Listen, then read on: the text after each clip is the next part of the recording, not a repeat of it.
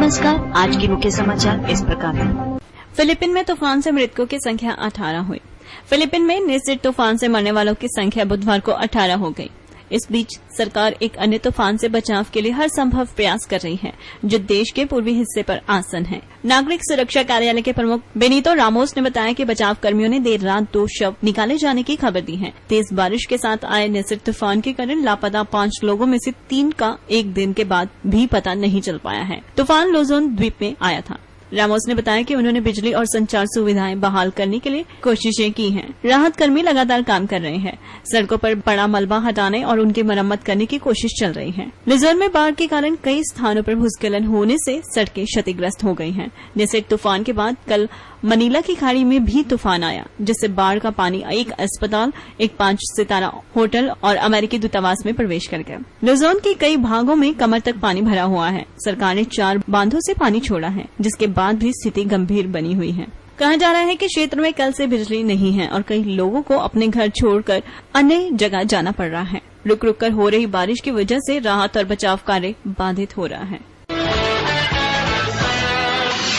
पाकिस्तान को कमजोर करना चाहता है अमेरिका। अभी तक पाकिस्तान में हमले करने वाले अफगान तालिबान ने रंग बदलते हुए अमेरिका के खिलाफ पाकिस्तान का पक्ष लिया है। उसने कहा है कि अमेरिका हक्कानी की आड़ में पाकिस्तान सरकार को कमजोर करना चाहता है, जिससे वह उसे अपने अनुसार चला सके। हक्कानी के अनुसार अमेरिका का पाकिस्तान पर आरोप है कि वह अफगानिस्तान में आतंकियों की मदद कर रहा है, पाकिस्तान को बदनाम करने की चाल है। इस्लामिक अमीरात मुजाहिदीन नाम से जारी एक वक्तव्य में तालिबान ने दावा किया है कि अमेरिकी अधिकारियों ने पाकिस्तान को बदनाम करने के लिए एक सुनियोजित योजना बनाई है, जिससे अलग अलग तरीकों से पाकिस्तान में बवाल मचाया जा सके। तालिबान का ये भी कहना है कि अमेरिका की कोशिश सरकार और लोगों के बीच दरार पैदा करने और उन्हें आपस में लड़वाने की है, जिससे बाद में वह आतंकी कृत्य कह सके। तालिबान ने पाकिस्तान सरकार और नागरिकों को भी अमेरिका के दोहरे चरित्र और कठोर राजनीति को समझ लेने की नसीहत दी है। इन दिनों हक्कानी नेटवर्क को लेकर अमेरिका और पाकिस्तान के बीच चल रहे विवाद में यह तालिबान की पहली प्रतिक्रिया है। भारत के 7,000 से अधिक यहूदी बसेंगे इजराइल में। पूर्वोत्तर भारत के मणिपुर और मिजोरम जैसे राज्यों में 7200 लोग आने वाले हफ्तों में इजराइल आकर बसेंगे। उम्मीद की जा रही है कि लंबे समय से अपने वंशजों के देश में आकर बसने का इंतजार कर रहे इन लोगों को इजराइल सरकार जल्द ही इसकी मंजूरी दे देगी। यरूशलेम पोस्ट नामक दैनिक में प्रकाशित खबर के अनुसार लुप बेनई मिनाशी जनजाति के वंशजों को इजराइल में बसने की इजाजत देने के फैसले से स्थानीय इवेंसिकल समूह बहुत उत्साहित है और उन्होंने इसका स्वागत किया है। उन्होंने सरकार से इस कदम के लिए आर्थिक मदद का भी वादा किया है। विदेश मंत्री एविक्टोर लेबरमैन की अध्यक्षता वाली आप्रवासन एवं समावेश मामले की मंत्रिमंडलीय समिति ने करीब 3 महीने पहले सैद्धांतिक रूप से फैसला किया कि पूर्वोत्तर भारत के राज्यों में इस जनजाति के शेष बचे 7,232 लोगों को भारत से लाया जाए। दुनिया की सबसे पुरानी कार होगी नीलाम। दुनिया की सबसे पुरानी कार की अगले महीने नीलामी होने वाली है। उम्मीद की जा रही है कि $16 लाख यानी 7.9 करोड़ रुपए में इसकी नीलामी होगी। 127 साल पुरानी इस कार की लंबाई 9 फीट और वजन 953 किलोग्राम है। यह अब भी रफ्तार से दौड़ती है। इसकी अधिकतम गति 38 मील प्रति घंटा है। भाप इंजन से चलने वाली इस कार को 1881 में फ्रांस में लाइसेंस दिया गया था। इस कार के 12 साल बाद हेनरी फोर्ड ने अपनी पहली कार बनाई थी। पर्याप्त भाप पैदा कर इस कार को चलाने के लिए 45 मिनट का समय लगता है। इस ऐतिहासिक कार का कोई एक मालिक नहीं रहा। ला मार्क्विस नाम की यह कार 1906 तक फ्रांस के काउंट डियोन के पास थी। उन्होंने इसे फ्रांस के आर्मी ऑफिसर हेनरी डोरियल को बेचा था। हेनरी 81 वर्षों तक इसके मालिक रहे, लेकिन 1914 के विश्व युद्ध के दौरान इसमें खराबी आने की वजह से इसे चला नहीं सके। 1987 में ब्रिटिश वेटरन कार क्लब के सदस्य टिम मोरन ने इसे खरीदने के बाद ठीक किया, जिसके बाद इस कार ने कई प्रतियोगिताओं में भी हिस्सा लिया। संतानहीन पुरुषों में हृदय रोग का खतरा ज्यादा। संतानहीन पुरुषों में हृदय रोगों का शिकार होने का खतरा ज्यादा होता है। एक अध्ययन में यह बात कही गई है। शोध के मुताबिक संतान सुख भोग रहे पुरुषों की तुलना में संतानहीन पुरुषों को दिल की बीमारियां होने की आशंका ज्यादा होती है, जो उनकी जल्द मौत का कारण बनती है। कैलिफोर्निया स्थित स्टैनफोर्ड यूनिवर्सिटी के यूरोलॉजी विभाग के डॉक्टर माइकल इंजनबर्ग और उनके साथियों ने American association of retired person के 1 लाख से अधिक बुजुर्गों पर 1 दशक तक निगाह रखी। उन्होंने पाया कि संतानहीन पुरुषों में दीर्घकालीन स्वास्थ्य संभावनाएं कम हो जाती हैं। ह्यूमन रिप्रोडक्शन जर्नल में प्रकाशित इस रिपोर्ट के मुताबिक इन 10 वर्षों के बाद शोध में हिस्सा लेने वाले बुजुर्गों में से 10% की मौत हो चुकी थी, जिनमें से 5% मौतों का कारण हृदय रोग था। इंजनबर्ग ने कहा कि टेस्टोस्टेरोन हार्मोन की कमी व्यापक स्तर पर स्वास्थ्य समस्याओं का कारण बनती है, जिससे बढ़ती उम्र में हृदय संबंधी बीमारियों का खतरा 5 गुना बढ़ जाता है। हालांकि उन्होंने यह भी कहा कि बच्चों का साथ पुरुषों में स्वास्थ्य व्यवहार को बढ़ा देता है, जिससे वे लंबी उम्र जीते हैं। लता के दीवाने ने ढूंढ निकाले हजारों नायाब ग्रामोफोन रिकॉर्ड। इसे दीवानगी के अलावा क्या कहा जा सकता है। भारतीय गायकी की जीवित गायिका लता मंगेशकर की शान में उनके एक फैन ने हजारों दुर्लभ ग्रामोफोन रिकॉर्ड दूर दूर से ढूंढकर सहेजे हैं और उनकी तलाश अब भी जारी है। लता की जन्मस्थली इंदौर के नजदीक पिकडम्बर में इस निजी संग्रह को सार्वजनिक संग्रहालय की शक्ल दे दी गई है। मौसीकी की महारानी के अलबेले प्रशंसक और लता दीनानाथ मंगेशकर ग्रामोफोन रिकॉर्ड संग्रहालय की नींव है सुमन चौरसिया। 61 साल के चौरसिया शहर के रेलवे स्टेशन पर खाने पीने की चीजों का छोटा सा स्टॉल चलाते हैं। चौरसिया ने बताया कि बरसों पहले जब उनके मन में लता के गाए हुए पुराने गीत सुनने की चाह जागी तो वह शौकिया तौर पर ग्रामोफोन रिकॉर्ड ढूंढने लगे। यह तलाश आखिरकार जुनून बन गई और फिल वक्त वह गर्व से दावा करते हैं कि उनके संग्रह में स्वर सामग्री की आवाज वाले करीब 6000 गीतों के दुर्लभ ग्रामोफोन रिकॉर्ड हैं। इनमें हिंदी गानों के साथ साथ मराठी, तमिल, मलयालम, बंगाली और गुजराती नगमे भी शामिल हैं। उन्होंने ये भी बताया कि उनके पास लता के गीतों के अधिकांश ग्रामोफोन रिकॉर्ड मौजूद हैं। मेहताब बने सर्वश्रेष्ठ फुटबॉलर।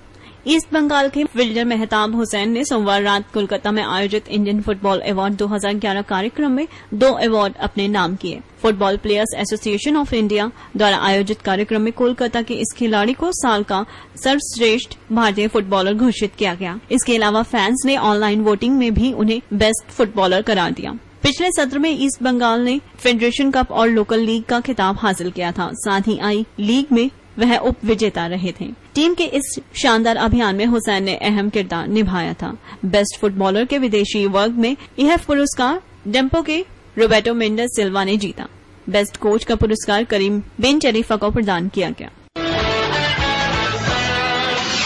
ताजमहल देखने जाएंगे फार्मूला 1 ड्राइवर। रफ्तार के सौदागरों में भी मोहब्बत की निशानी का जमकर क्रेज है। अपनी रफ्तार और स्टाइल से दुनिया को दीवाना बना देने वाले फार्मूला 1 के स्टार ड्राइवर जब 28 से 30 अक्टूबर को भारत के पहली फार्मूला 1 रेस इंडियन ग्रां प्री में भाग लेने आएंगे, तो रेस के बाद वह विश्व प्रसिद्ध ताजमहल का दीदार करने भी पहुंचेंगे। रेस के आयोजक जेपी स्पोर्ट्स इंटरनेशनल ने इसके लिए सभी तैयारियां कर ली हैं। रेस देखने के लिए आने वाले करीब 50,000 विदेशियों में से भी काफी लोग ताजमहल देखने की योजना के साथ आ रहे हैं। गत चैंपियन और मौजूदा star Red Bull Racing team के driver Sebastian Vettel, Mark Webber, Ferrari driver Fernando Alonso, McLaren आदि के ड्राइवर व 7 बार के चैंपियनशिप पूर्व फेरारी सुपरस्टार माइकल शुमाकर जैसे दिग्गज 31 अक्टूबर को ताजमहल देखने पहुंच सकते हैं। शीर्ष वैज्ञानिक सम्मान में 3 भारतीय अमेरिकी भी। अमेरिका के राष्ट्रपति बराक ओबामा ने वैज्ञानिक अनुसंधान और नवप्रवर्तन के क्षेत्र में उल्लेखनीय योगदान की खातिर देश का शीर्ष सम्मान प्रदान करने के लिए 12 वैज्ञानिकों का चयन किया है, जिसमें से 3 भारतीय अमेरिकी हैं। इस सम्मान के लिए चयनित भारतीय अमेरिकियों में न्यूयॉर्क विश्वविद्यालय के श्रीनिवास एस.आर. वर्धन, पर्डवे विश्वविद्यालय के राकेश अग्रवाल और नॉर्थ कैरोलिना स्टेट विश्वविद्यालय के बी. जयंत बालिगा शामिल हैं। वर्धन को नेशनल मेडल ऑफ साइंस के लिए नामित किया गया है, जबकि 2 अन्य वैज्ञानिकों को national medal of technology and innovation से सम्मानित किया जाएगा। यह सम्मान अमेरिकी सरकार के वैज्ञानिकों, इंजीनियर्स और नव परिवर्तनकारियों को सम्मानित करने के लिए स्थापित सर्वोच्च सम्मान है। ओबामा ने एक बयान में कहा कि यह सभी वैज्ञानिक, इंजीनियर और नव परिवर्तनकारी विश्व को भय रहित बेहतर जगह बनाने के लिए प्रयासरत हैं और नव परिवर्तन के जुनून से संचालित हैं। उन्होंने ये भी कहा कि उनके प्रयोग उन सभी को ऊंचाई पर पहुंचाने और कठोर मेहनत के लिए प्रेरित करते हैं। इन सभी वैज्ञानिकों को व्हाइट हाउस में इसी साल सम्मानित किया जाएगा। व्हाइट हाउस के मुताबिक वर्धन का चयन उनके प्रोबेबिलिटी सिद्धांत पर किए गए कार्य के लिए किया गया है। राकेश अग्रवाल का चयन ऊर्जा दक्षता में सुधार हेतु नव परिवर्तन करने, जबकि बालिगा का चयन इंसुलेटेड गेट, बाइपोलर ट्रांजिस्टर और दूसरे बिजली सेमीकंडक्टर उपकरणों के विकास के लिए किया गया है। लंदन में गैर कानूनी ढंग से काम करते 23 भारतीय गिरफ्तार। ब्रिटेन के आव्रजन विभाग ने पश्चिमी लंदन के एशियाई सुपरमार्केट क्वालिटी फूड्स में गैर कानूनी ढंग से काम करने वाले 25 लोगों को गिरफ्तार किया है। इनमें 23 भारतीय शामिल हैं, जबकि एक पाकिस्तानी और एक घाना से है। खुफिया जानकारी पर पुलिस ने यह कार्रवाई की है। गिरफ्तार लोगों की उम्र 19 से 54 वर्ष के बीच की है। इनमें 3 महिलाएं भी शामिल हैं। गिरफ्तार लोगों में 15 आव्रजन कानूनों को तोड़कर काम कर रहे थे, जबकि 6 ने अवैध ढंग से ब्रिटेन में प्रवेश किया। 4 वीजा अवधि खत्म होने के बाद भी वहां बने हुए थे। पुलिस अधिकारियों ने कहा कि इन लोगों को इनके देश भेजने की तैयारियां की जा रही हैं। सुपरमार्केट के मालिक को नोटिस दिया गया। उससे यह पूछा गया कि किस आधार पर इन लोगों को काम दिया गया। यदि उसके जवाब से प्रशासन संतुष्ट नहीं हुआ तो उस पर प्रत्येक कर्मचारी के लिए 10,000 पाउंड तक का जुर्माना लगाया जा सकता है। और अब आज के मौसम की जानकारी। बुधवार की सुबह आसमान में ज्यादातर बादल रहेंगे, वहां हल्की धूप के साथ तापमान रहेगा 6 डिग्री सेल्सियस। दिन के समय आसमान में खिली खिली धूप रहेगी व तापमान रहेगा 13 डिग्री सेल्सियस और शाम को आसमान साफ रहेगा व तापमान रहेगा 10 डिग्री सेल्सियस और रात भर भी आसमान साफ रहने के साथ तापमान रहेगा 2 डिग्री सेल्सियस। तो ये थी आज तक की न्यूज और अब समय हो चुका है विदा लेने का।